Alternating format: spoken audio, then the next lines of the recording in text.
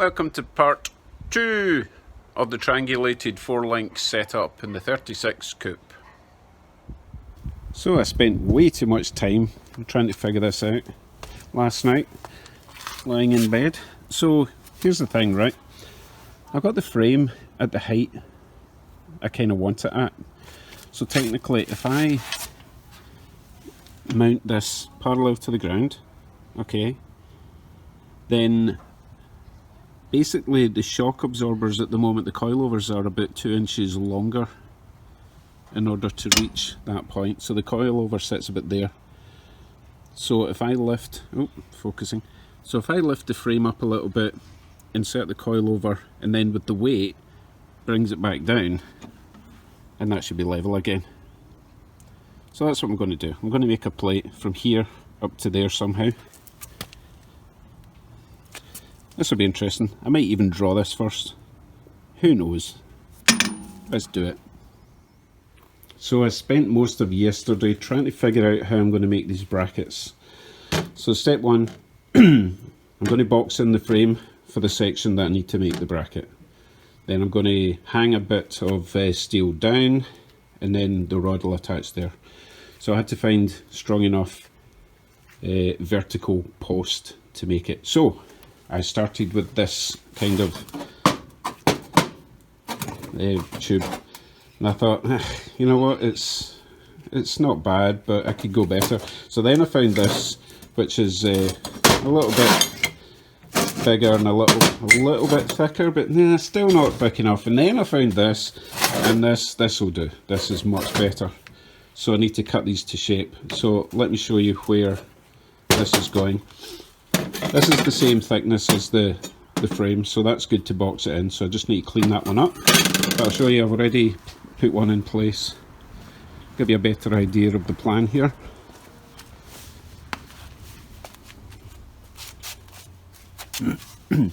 So that's one section in place just now.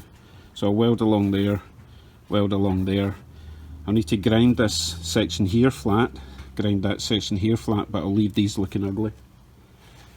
And then this tube will hang down there, and then the bar will fit in there. And I'll possibly leave it hanging down maybe an inch, so that if it's not in the right place, I can drill more holes at the bottom, move the rod down, and then cut off the excess if it is too long. Okay, that's the plan. Let me go and clean all these bits up, cut them to shape. Right, my brackets are all clean and shiny. So just to recap, I'm going to weld this plate on. I'm going to weld this bracket on, roughly there. And that bar will connect through that hole. Easy peasy. Let's get welding. That doesn't rhyme.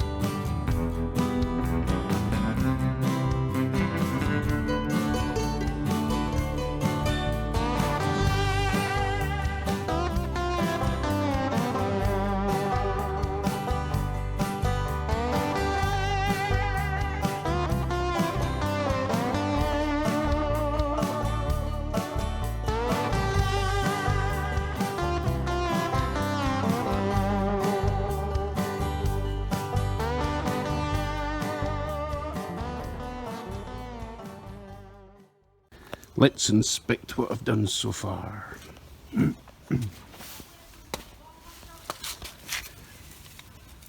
So welded down this side, welded down that side. Now you're probably wondering why I've left a little gap here and not welded.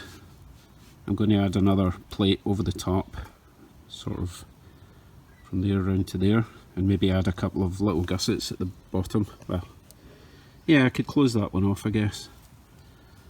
I just want this as structurally sound as possible. Now, I know I said I was going to leave them ugly, but the thing is that plate is sitting inside, so it's got the structural integrity up and down even without the welding, so it's really, there was no reason to leave it ugly. I don't like ugly, believe it or not.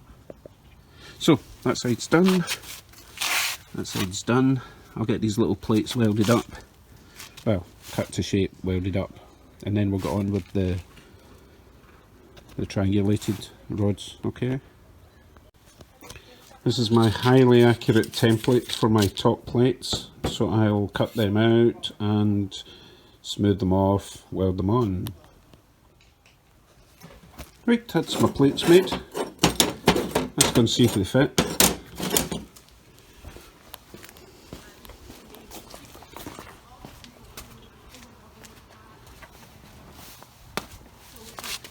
Right, I think I sided these.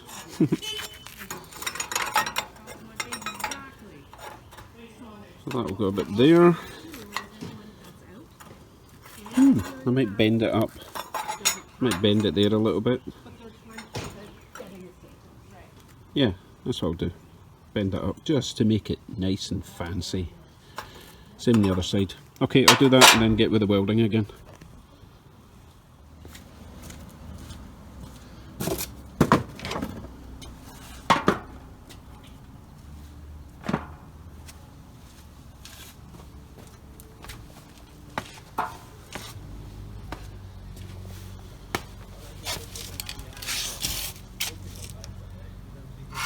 Right, here's my little gusset for the front.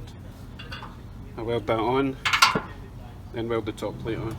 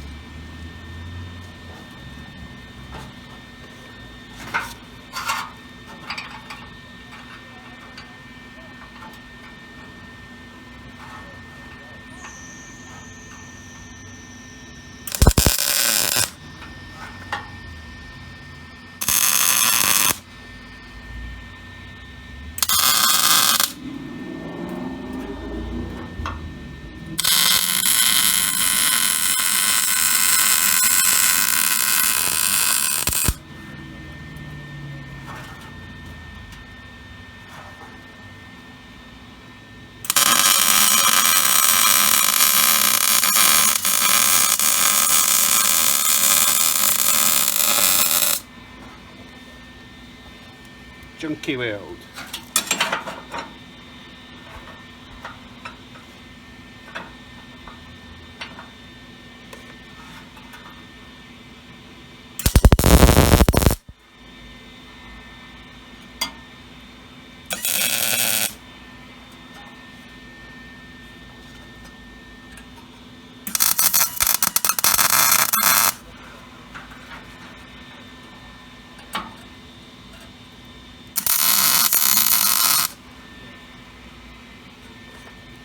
I just love welding blind.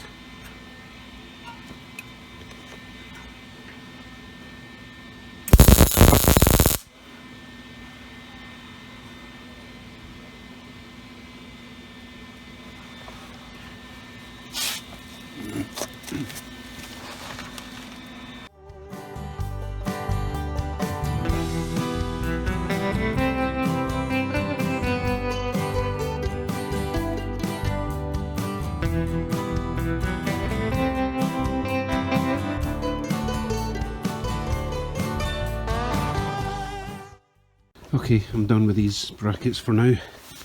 Now obviously the underside isn't done, so I will address that and everything else on the underside when I flip the frame over, when I'm completely de-rusting it. So how do we do? I think that looks plenty strong enough.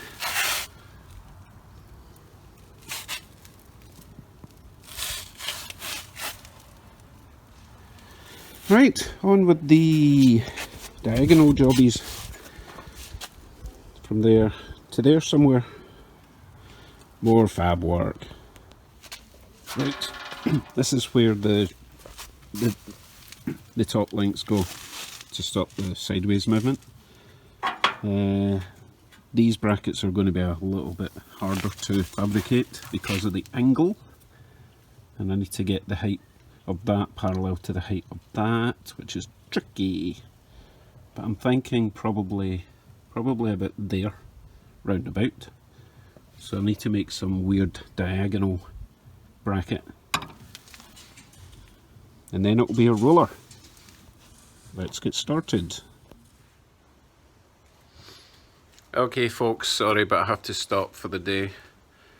Running out of time and the garage is just an absolute nightmare. Tools everywhere. I'm not finding my tools, so I need to spend an hour or so tidying up, and then it'll probably be dinner time, and then I'll be too fat after dinner. I'll show you what I did briefly before we go. So I thought I might as well put the shocks on and make sure we have clearance, which I do, which is quite nice. I might put another couple of washers on there. That one's a wee bit closer, so a couple of washers in there will just bring it out. Now obviously, because it's now got the weight of the frame on it, it's rotated the diff upwards at the front. As you can see, it was sitting on that axle stand, and that's because there's nothing at the top to prevent it from rotating, which I was saying before. But technically it's a roller, it's not an axle stand.